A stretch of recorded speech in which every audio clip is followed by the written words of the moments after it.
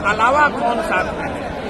आज किसी बात के लिए बैठक थी, जाकर हम मुस्लिम समुदाय को ये बताएं कि आप आइए और देखिए कि बिहार बदलाव की इस यात्रा में कैसे हर समुदाय के लोग, हर वर्ग के लोग बड़ी तादाद में जनसुराज के साथ जुड़ गए हैं, संकल्प ले लिया है।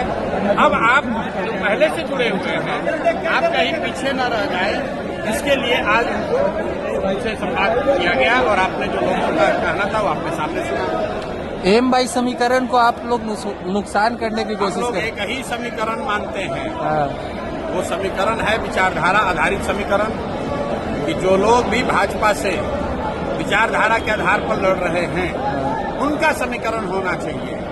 और इस देश में आधे से ज्यादा हिंदू विचारधारा के आधार पर भाजपा के साथ नहीं है, भाजपा से इत्तेफाक नहीं रखते हैं। तो जनसुराज का फॉर्मूला MY सब फॉर्मूला नहीं है।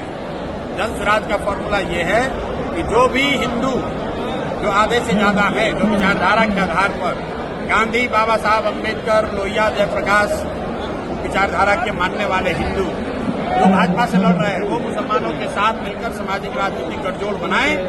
और अगर ऐसा होगा तो हम लोग MY की संख्या है 30, लेकिन जो समीकरण जनसुराज का है उसमें संख्या होगी 60, भाजपा हो जाएगा 40 और हम लोग इसको बुरी तरह हराएंगे।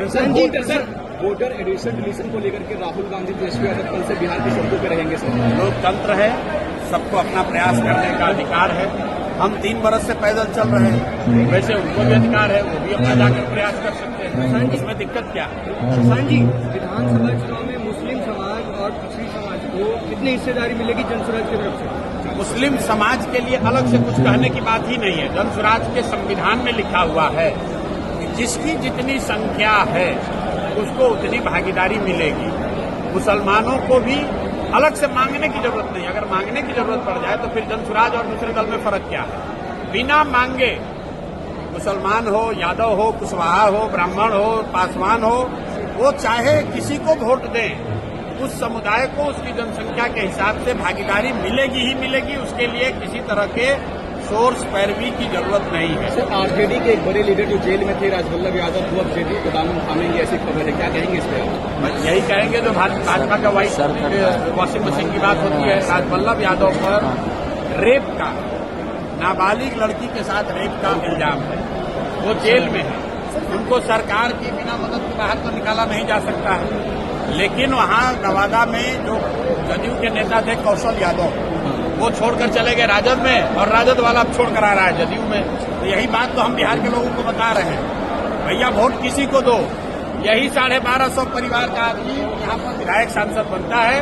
और इस बार बिहार के युवा ने, बिहार के लोगों ने तय कर लिया है कि इन 1200 लोगों से हम लोग का निपटारा करेंगे। वो किसी सिंबल, किसी दल से आए। इस बार जनता बदलाव चाहती है, अपने बच्चों के लिए शिक्षा और रोजगार चाहती है। मैंने यहाँ मुसलमानों को क्या कहा कि आप अपनी हक की बात मत करो। गांधीवाद ये है कि जब मुसलमानों की सुरक्षा की चिंता हिंदू करे और हिंदुओं की भलाई की चिंता मुसलमान करे, ये गांधी सिखाते हैं।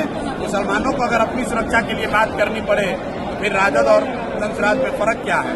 आपको अपना हक मांगने के लिए यहाँ आवाज नहीं उठानी है। आपको कोई समाज में हक किसी का न मारा जाए, इसके लिए आवाज उठानी है। ठीक है, धन्यवाद।